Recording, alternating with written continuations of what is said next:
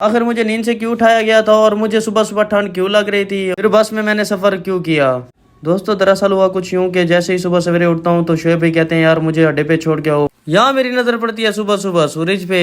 जैसे ही दरख्तों के दरमियान से गुजरते हैं तो भाई मुझे तो लग रही होती है ठंड, मुझे समझ ही नहीं आ रहा था कि क्यों लग रही है। इसके बाद पहुंच जाते हैं हम सीधा अड्डे पे शोएब भाई को छोड़ता हूँ। शोएब भाई को छोड़ने के बाद मैं बाइक सीधी करता हूँ और वापसी की तरफ रवाना हो जाता हूँ।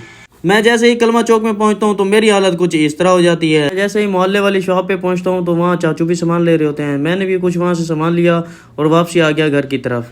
9 बज रहे होते हैं और मैं अपनी ड्यूटी के लिए तैयार हो जाता हूँ। यहाँ फिर चाचू की जान मुझे हाफिज करती हैं।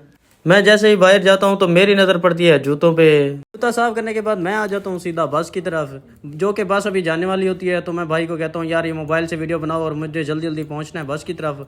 मैं बस की तरफ पहुँचता हूँ और भाई से मोबाइल खींचता हूँ। बस में जाके जैसे ही बैठता हूँ तो मैं देखता हूँ कोई बस के अंदर कोई सवारी ही नहीं है इतनी आज खास। अल्हम्दुलिल्लाह मैं पहुँच जाता हूँ सीधा फाजिलपुर पहुँचने के बाद मैं जाता हूँ इस भाई से थोड़ी सी कटी मिट्टी टाफियाँ पकड़ लेता हूँ, एक को तो रगड़ ही लेता हूँ। फिर टाफी खाने के बाद मैं सीधा आ जाता हूँ बाजार की तरफ।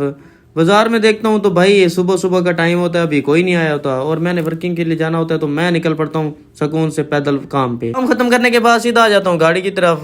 गाड़ी में जैसे बैठता हूँ तो भाई गाड़ी दोबारा से खाली होती है। मेरी नजर जैसे ही पीछे बस में जाती है तो मुझे गिनती के 4 बंदे नजर आते हैं। यहाँ कंडक्टर साहब पैसे लेने आते तो मैं 50 रुपए निकालता हूँ और उसको दे देता हूँ। गाड़ी जैसे ही पेट्रोल पंप पे रुकती है तो मैं यहाँ उतर जाता हूँ, क्योंकि मैंने बाइक भाई से खींचनी होती है तो मैं सीधा चला जाता हूँ भाई की तरफ। बाइक खींचने के बाद मैं सीधा आ जाता हूँ अंसर भाई की तरफ। यहाँ देखता हूँ तो अंसर भाई ने भाई सही महफिल लगाई होती है। अंसर भाई को सलाम दुआ करते हैं और बाकी भाइयों को सलाम दुआ करने के बाद मैं आ जाता हूँ बिरयानी वाले के पास।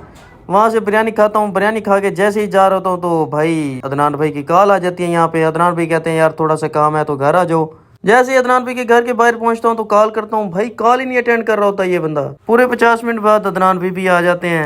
अदनान भाई के साथ सलाम दुआ होती है और मुझे कहते हैं यार चलो कुछ काम करना है आ जाओ।